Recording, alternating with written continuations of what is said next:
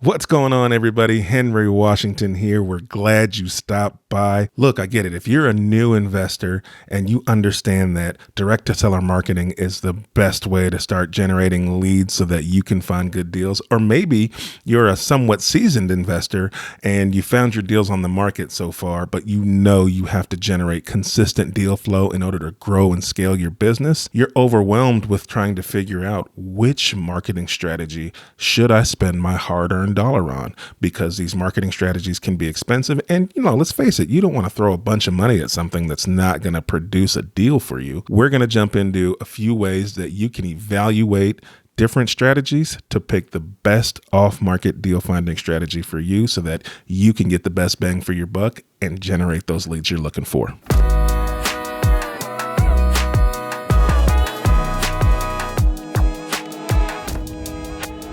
Man, when I first got started, I did a lot of spinning my wheels, just hustling out there, trying to generate as many free leads as I could. And what I learned was that although I could find a deal or two every once in a while, the effort it took to find those deals was extremely hard and it wasn't scalable. So I knew I had to find an automated paid strategy that was going to generate leads for me. So I did a lot of research trying to figure out what's the best strategy for me in order to reach sellers and have them get on the phone with me. And at that time, what I chose was direct mail. Now, there's a lot more options out there now for people, and direct mail does work, but is that the best strategy for you? We're going to jump into that right now. There's about 4 to 5 buckets when it comes to off-market deal finding that most people use to bring those deals to them. That is direct mail marketing, cold calling, ringless voicemail, text message campaigns. People also do door knocking. So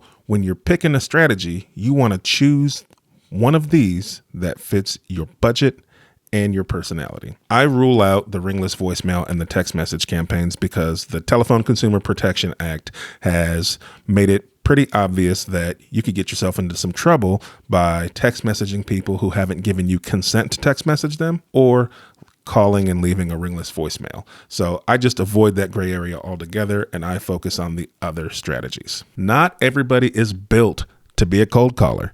Not everybody is built to go door knocking. So understand yourself enough to know, if I pick this strategy, am I going to stick to it to do the volume that it requires for you to pull down a deal? That's why I chose direct mail marketing, because I know myself well enough to know cold calling for myself, cold calling, it's not something I'm going to stick to doing. So even if I try to trick myself into thinking, well, you're going to make 30 phone calls a day, I'm going to start to make those phone calls. They're going to bog me down. And then I'm not going to call the volume needed each day in order to bring me a deal. And then I'm just wasting my time. I chose direct mail because I knew I could send the volume of mail that it would take potentially for a deal to come my way. So understand yourself, understand what you are comfortable doing, because it's all going to be a little uncomfortable. That's why everybody doesn't do these strategies. All right, so let's hit on the high points of each strategy to kind of help you hone in on which one might be best for you. So when you're talking about direct mail, you are talking about pulling a list and then mailing that list. This strategy is probably going to take a little longer for you to get a deal. It's snail mail. And it also means you're going to have to touch people multiple times, potentially before you get a deal. So I wouldn't expect to send mail 1 month to your list and come back and get a deal. Yes, it does happen sometimes, but for the most part, you'll have to touch people multiple times before you land a deal. Think about what it's going to cost you, typically 40 to 50 cents per postcard, and I would recommend postcards when you're just starting out. It's the most inexpensive way to reach the most people. Plan to send mail multiple months in a row. When you're talking about cold calling, there's a couple of things to think about. One, you could cold call yourself. Some people are naturally gifted at cold calling and sales and talking to people on the phone. If that's you and you're like, hey, I can knock out doing some cold calls, that's awesome. But you want to think about the volume of calls that you're going to need to make on a daily basis in order to land you a deal. You need to make anywhere between 50 to 100 calls a day consistently for you to land a deal within 30 to 60 days, right? And so if you can commit to that kind of time and you know you can put your nose to the grindstone and knock that out, it's a pretty inexpensive way to land yourself a deal. It's probably the most cost-effective way to land yourself a deal, but not everybody has that kind of time. Not everybody has that kind of discipline. So another option for you is you can hire a virtual assistant to do cold calling for you. And you can use a tool like onlinejobs.ph to hire a virtual assistant, or you can use Upwork or Fiverr. And all of these places have people that you can hire to do jobs like this for you. It's going to cost you a little more to do it this way, but it kind of ensures that the volume of calls that you need to make are going to happen. So you're spending more money, but you're saving your time when it comes to cold calling. Now, door knocking is exactly what it sounds like, knocking on doors and talking to sellers and seeing if you can make them an offer to buy their home. This strategy can be very effective, but it takes a lot of time.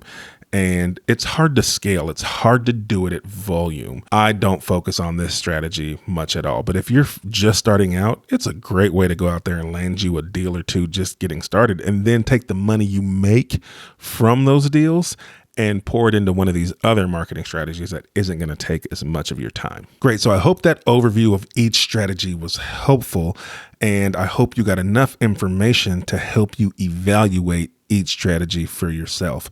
Now I want to wrap this all in a bow by giving you 3 pro tips to apply as you're starting to hone in on the strategy. Number 1 is focus on just one strategy when you're starting out.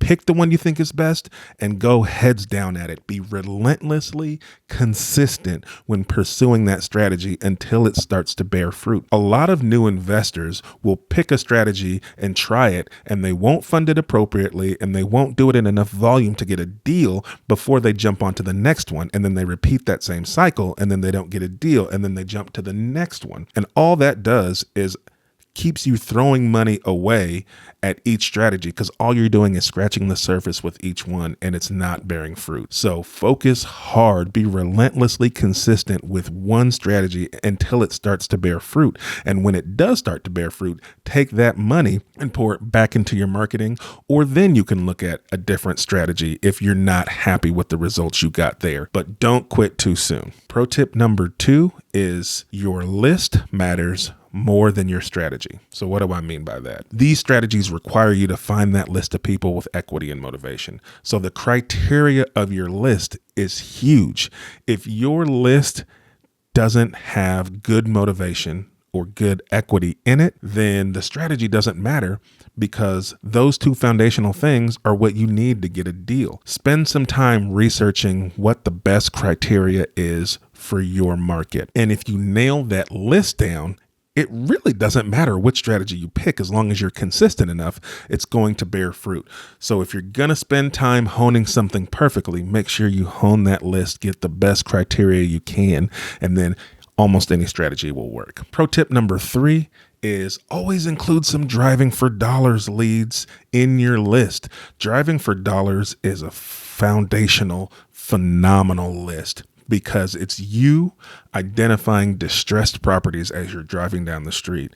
And your eyeball identifying distressed properties is a great motivator, because distress is a huge motivator. No matter which strategy you're picking, don't rule out driving for dollars for leads and adding those leads to your list that you're then using in your marketing strategy. I love my driving for dollars list. I wish I could tell you that one of these strategies was super magic and it's just going to bring you all the deals, but that's not the case. The truth of the matter is, they all work. The difference between a successful investor and someone that gives up or fails is the successful investor is relentlessly consistent with pursuing these leads. They're thinking about, how do I spend more money on marketing even when it's not producing results? They're thinking about, how do I increase the volume? Because they know that increasing the volume gets them more touches and brings them more deals. They're figuring out ways to consistently fund their marketing because they know it's the lifeblood of their business. Whereas most people who approach one of these strategies, they just throw enough money at it to give it a go one time. And if it doesn't produce the results, they quit or move on to the next one. So what are your thoughts on this? What strategies are you using that's producing results? Share it in the comments below. We'd love to hear more about different strategies or more about how you selected the strategy that you're using. I'm Henry Washington. You can find me on Instagram at @TheHenryWashington. Thanks for watching, y'all, and I'll see you at the closing table.